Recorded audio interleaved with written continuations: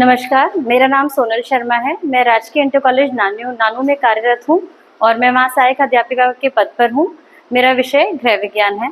आज जो मैंने टीएलएम्स बनाए हैं, मैंने 2 टीएलएम्स बनाए हैं। एक है सर्काडियन रिदम, जिसे कि बायोलॉजिकल क्लॉक या कि जैविक घड़ी कहा जाता है, जो हमारे शरीर में होती है और उसका इफेक्ट हमारे जो शरीर में जो पोषक तत्व होते हैं उनके ऊपर क्या है।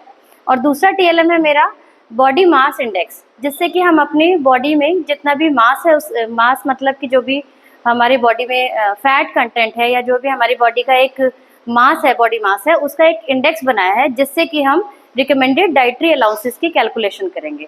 तो सबसे पहले मैं अपने पहले टीएलएम से स्टार्ट करना चाहूँगी, जो कि आप देख पा रहे हैं।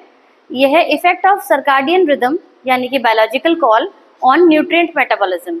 जितने भी पोषक तत्व हम अपने शरीर में कंज्यूम करते हैं या अपने डाइटरी इंटेक से लेते हैं, उनका हमारी जो नेचुरल जैविक घड़ी है शरीर के अंदर, उसके ऊपर बहुत प्रभाव पड़ता है।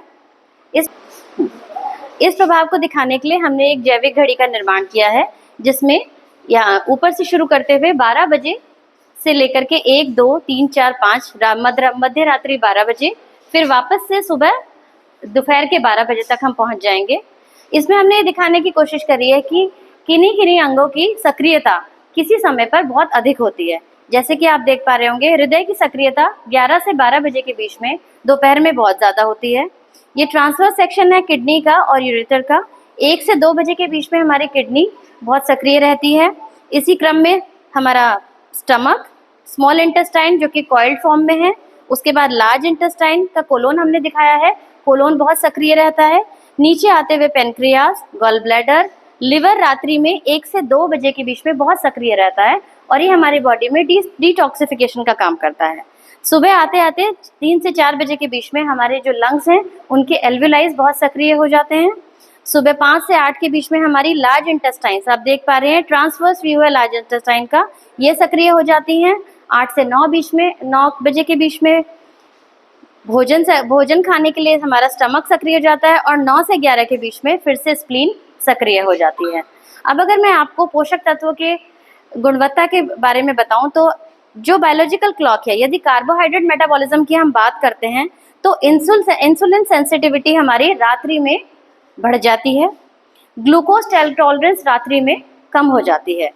अगर हम हार्मोन रेगुलेशन की बात करें तो हमारी जैविक घड़ी के आधार पर, यानी कि हमारी सर्काडियन रिदम बायोलॉजिकल क्लॉक के आधार पर, कोर्टिसोल हार्मोन मॉर्निंग में बढ़ जाता है और मेलेटोनिन हार्मोन मध्य रात्रि में नीचे ड्रॉप डाउन होने लगता है। इसी प्रकार यदि हम प्रोटीन की बात करें तो प्रोटीन के जो घटक हैं, प्रोटीन सिंथेसिस में हमारे बायोलॉजिकल क्लॉक का बहुत मुख्य रोल है। जो हमारी बॉडी में जितना भी रिपेयर मैकेनिज्म है या जितना भी टूट फूट की मरम्मत का मैकेनिज्म है, वो हमारा प्रोटीन से ही संचालित होता है। और रात में जब हम सो रहे होते हैं तो स्लीप आवर्स में ये प्रोटीन्स हमारे जो है बहुत स्पीडिली एब्जॉर्ब हो रहे होते हैं हमारे शरीर में। लेकिन बायो क्लॉक डिसाइड करती है कि लेट नाइट में अमीनो एसिड्स को, इनडाइजेस्टेड फूड को और इंसुलिन सेंसिटिविटी को किस तरीके से बैलेंस करना है। यहीं अगर हम आगे बात करें फैट की, तो बायोलॉजिकल क्लॉक जो है दिन में यूटिलाइज किए गए फैट को भी अच्छे से मोबिलाइज करती है शरीर में। रात्रि में फैट का मोबिलाइजेशन हल्का पड़ जाता है, इसी वजह से रात में चिकनाई युक्त भोजन और हैवी भोजन, भारी भोजन खाने के लिए मना किया जाता है। अब अगर हम विटामिन और मिनरल्स की बात करें तो विटामिन D3, B12 हमारे दिन में और मुख्यतः आफ्टरनून में, मिड नून में बहुत अच्छे से मोबिलाइज हो जाते हैं, सिंथेसाइज हो जाते हैं। एंजाइमेटिक एक्टिविटीज़ की अगर हम बात करें तो बायोलॉजिकल क्लॉक इंश्योर करती है कि हमारे विटामिन का मोबिलाइजेशन अच्छे से हो शरीर में और उनकी बायो अवेलेबिलिटी बहुत अच्छी हमें हो पाए। हार्मोनल लिंकेज को भी कोर्टिसोल हार्मोन डिसाइड करता है हमारी बायोलॉजिकल क्लॉक के आधार पर।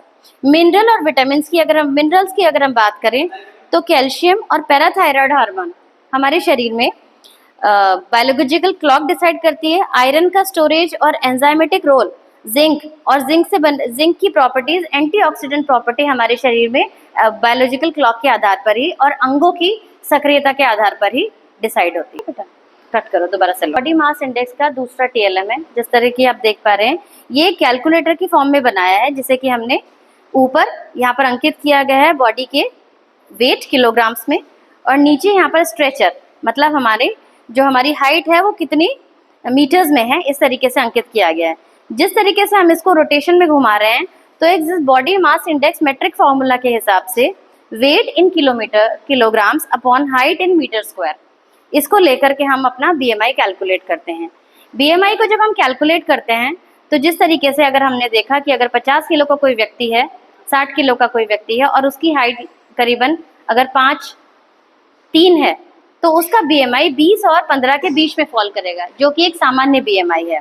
इसी तरीके से हमने एक तालिका बनाई है जिसे आप देख पा रहे होंगे, स्टैंडर्ड BMI तालिका। 18.5 से बिलो अगर किसी का BMI निकल करके आता है तो वो नॉर्मल वेट कहलाता है। 18 से 24 तक हेल्दी, 24 से अगर हम 29 की ओर बढ़े तो वो ओवर वेट की श्रेणी में आता है।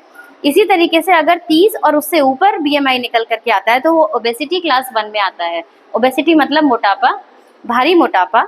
और 30 से लेकर के और 40 से ऊपर यदि धीरे धीरे वजन बढ़ने लगता है, ये BMI बढ़ने लगता है, तो ओबेसिटी की क्लासेस बढ़ने लगती हैं। ओबेसिटी क्लास 2, क्लास 3 और तीसरी ग्रेड की ओबेसिटी जिसे कि हम सीवियर ओबेसिटी कहते हैं, उसे मॉर्बिड ओबेसिटी भी कहा जाता है, क्योंकि ये जानलेवा भी सिद्ध हो सकती है।